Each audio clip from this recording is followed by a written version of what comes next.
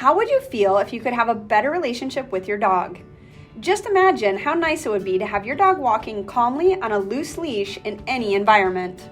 I'm Heather Beck of Heather's Heroes. By watching this, you have joined the many dog enthusiasts, trainers, first-timers, stressed out, distraught, and frustrated owners that have used my system to help improve their relationship with man's best friend.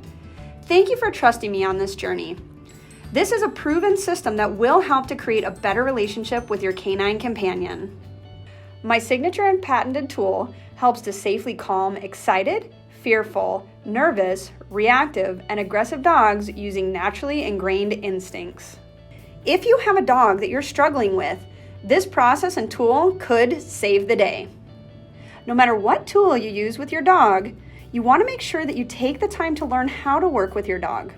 My process and method is not tool dependent, but I recommend using the Sidekick for best results.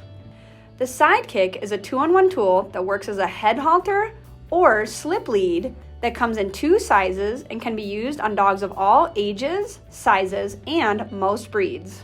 This is not just your average leash, it's a training tool. To get started, let's go over the parts of the Sidekick and how to put it on. To use it as a slip lead, you will open the loop and place it over the dog's head. Press the black stopper to open and slide it down towards the dog to keep the lead snug on the dog's neck. When working with the slip lead, the most effective and comfortable position is high up on the neck. Utilize the stopper to help keep it in that position. Then attach the safety clip to the dog's regular collar. Now you are set up to use the tool as just a slip lead. To transition from the slip lead to the head collar, you'll want to slide the stopper away from the dog to reopen the loop. Once the loop is large enough, you will pull the rope through the metal piece called the S-hook to make a second loop to go up over the dog's muzzle. During this process, I find it easier to hold the dog's collar and the Sidekick at the same time until I get it adjusted. Once the loop is on the dog's nose, you can adjust the stopper by tabbing it down until it touches the metal ring. You'll want it tight enough that when you pull up, there's about 1 inch of space between the metal piece and the stopper. For best results, make sure the tool is fitted properly, not too tight and not too loose. The S-hook should be directly under the chin, and the stopper should be in the middle of the head, high on the back of the neck.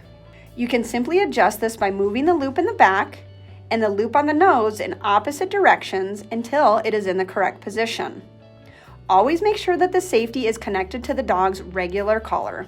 Now you're set up to use the Sidekick as a head collar.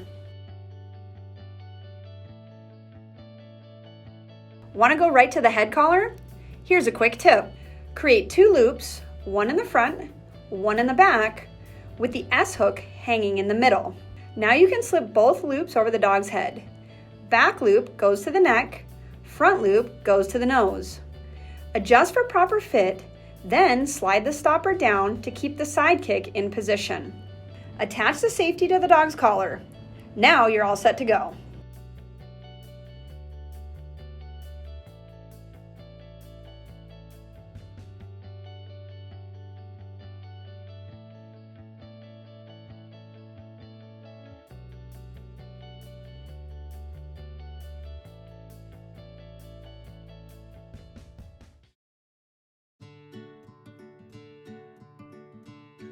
Once the head halter is on, it's time to condition the dog to the tool and how to calm down using naturally ingrained instincts and pressure points.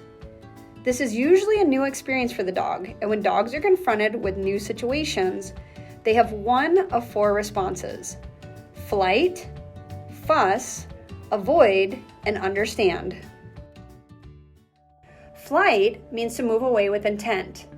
This response is limited in the beginning because the dog will be on leash. Fuss may look like barking, whining, growling, or biting. The dog may toss their head, paw at the head collar, lay down in protest, alligator roll, or jump up. How to teach calm through this response will be shown during this phase. Avoidance is when the dog will be looking in the other direction, possibly holding their head low, mouth closed, yawning, or licking lips. Know this response is just part of the process right before understanding. Understanding is when the dog looks calm and comfortable. Soft body, soft eyes, open mouth, smooth forehead, and ears back. This response is the state of mind we are looking to achieve. When starting with a Sidekick, dogs will go through these responses, and your job is to help guide them to calm. During this phase, we will be using contact pressure. This is anything that physically touches the dog to guide them into a calm state of mind and a submissive position. This will take some time for your dog to understand and for you to get the hang of. Each dog is different, so go at your dog's pace and take your time in this step before moving on. Some dogs might take minutes, some take several sessions, so be patient.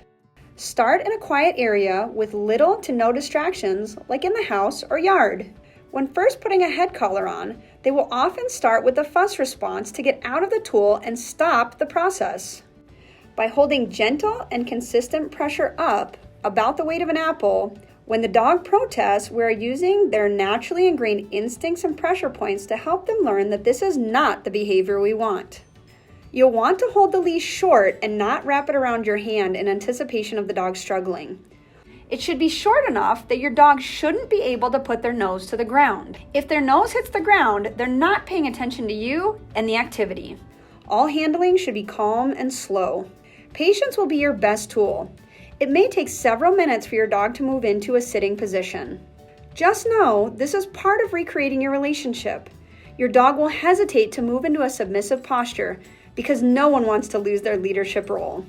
When the dog settles and puts its butt to the ground or lays down without fussing with the tool, we release pressure by lowering our hand. This release of pressure communicates to the dog this is what we want.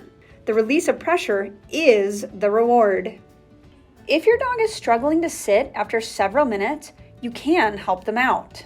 Simply switch the hand holding the leash, maintain the same pressure, then use your other hand to touch the dog's back end and guide into the sitting position. Release pressure on the leash as soon as the dog sits. This helps the dog to associate the sitting position with the release of pressure. This is usually the time when the dog will be sitting and starting to go into an avoidance mindset. During this portion, you'll want to be calm and quiet and let the tool talk to your dog. If you touch, talk, or give affection or food at this early stage, you'll be moving your dog away from the goal of understanding. Our goal here is to get the dog sitting or lying down calmly next to you. When the dog lowers its body position, we are creating a change of mind, not just a body position like when we ask the dog to sit for a treat. We want the dog's body and mind to be connected, a calm body and a calm mind. We start with this first because if you can't get your dog to sit next to you on a loose leash, they will never walk with you on one.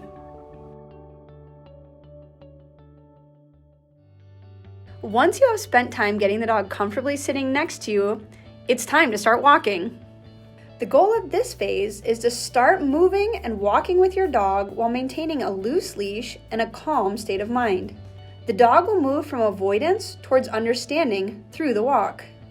Each dog will respond to this differently. Some may go back to fussing with the tool at one step forward. Some will be able to go for several steps, and some will just start walking with no issues, although that is uncommon. In this phase, your goal is to help the dog understand that there is a pressure-free zone next to you when walking. I prefer dogs walk next to me or behind me so I can better guide them and help build their confidence in my leadership on the walk. The walk is the most primal activity you can do with your dog and fantastic quality time. Start by taking a couple steps forward. If your dog is struggling or applying any tension to the leash, stop. Apply that gentle pressure up and get your dog sitting again. We don't want to move forward with the dog until it is as calm as possible. Once the dog has settled again, move forward on a loose leash. At this point, keep walking until the dog does something that you don't like. When fussing happens, stop moving. Apply gentle and consistent pressure up until the dog moves into the sitting position. You don't want to pull up so hard or fast on the leash that you force the dog into a sit. Apply just enough pressure to get the dog to think about what they need to do to get the pressure to go away. You can't force understanding. Consider the pressure to be a reset button to calm down. Get your dog's mind with you before moving forward. For best results, take your time walking in areas of little to no distraction before venturing out into unknown areas. If your dog does run into something that they're struggling with, simply guide them by using pressure and getting them sitting. Besides stopping, you have a couple other options when the dog starts to apply tension to the leash. Although, stopping is the most effective in the beginning or when the dog is really struggling. The first option is you can pop the leash to the side to help get the dog's attention and move back into the pressure-free zone. This is a pop to the side, moving across your hip, not pulling back. Imagine you have a pin in the hand closest to the dog and a balloon in the other. This is what it should feel like when popping the leash, quick and short. I use the pop to get the dog to focus when they get distracted by something and start pulling on the leash. When using the pop, you'll want to only try it a couple of times. If it's not working, stop and get the dog sitting calmly before moving forward again. You don't want to keep nagging the dog by constantly correcting. This should feel like taking a walk with your best friend. The other option you have when walking is to change directions. When the dog starts to pull forward on the leash, simply pivot and turn back in the opposite direction. This should be abrupt to catch the dog off guard. You can also use the pop during the turn to keep from just pulling the dog through the turn. When using this option, instead of just continuing to spin in circles, try it a couple of times, and if it's not getting the dog back into position, just stop.